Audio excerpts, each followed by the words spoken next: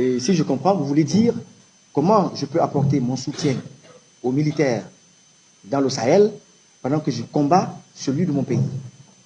Si je comprends bien. En Guinée, on n'est pas confronté à une question ou à un problème de djihadistes. On n'a pas de problème sécuritaire en Guinée. On n'est pas envahi en Guinée. Nos terres ne sont pas occupées. Notre territoire n'est pas occupé en Guinée. Les militaires ont pour rôle d'abord de protéger l'intégrité territoriale d'une nation. Et ce n'est pas le cas en Guinée. Le Mali fait 1 400 000 et quelques kilomètres carrés, si je ne me trompe. Le Niger, pareil. Le Burkina, un peu moins. Donc, ces pays n'ont pas les mêmes réalités que la Guinée.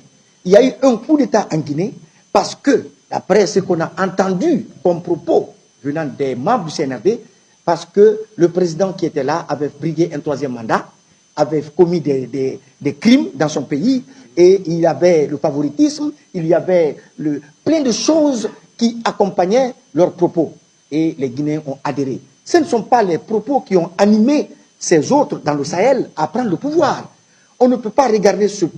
La démocratie est une denrée, une jolie denrée, une bonne denrée qu'on doit donner à sa population. Mais la sécurisation de son peuple est aussi une denrée de valeur qu'on doit aussi donner à son peuple. Donc, moi, je fais la différence entre le combat de ceux du Sahel et Mamadi Doumbouya. Eux, ils ne sont plus dans un combat du peuple, ils sont dans leur propre combat. Comment comprenez-vous que les anciens dignitaires du régime de Alpha Condé se retrouvent en prison pour détournement de deniers publics? Je vous dis bien, pour détournement de deniers publics.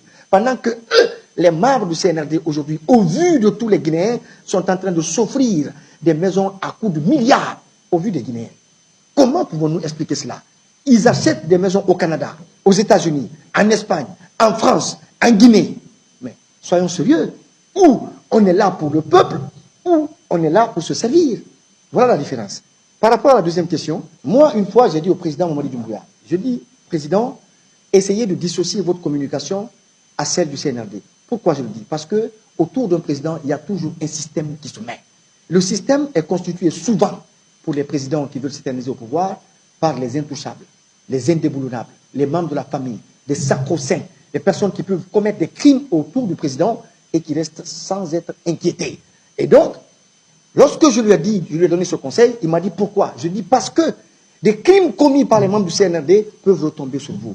Vous allez en pâtir les conséquences. Aujourd'hui, on voit Dadis emprisonné, Dadis écope de 20 ans de prison. Est-ce qu'il était au stade du 28 septembre? Est-ce qu'il a tiré sur quelqu'un? Non. Mais il écope de 20 ans de prison pour crime contre l'humanité. Donc, le système autour d'un président pose des actes qui sont imputables à la gestion du président. Voilà pourquoi je lui avais donné ce conseil. Mais comme il n'a pas compris, et aujourd'hui, je les confonds, comme tout le monde.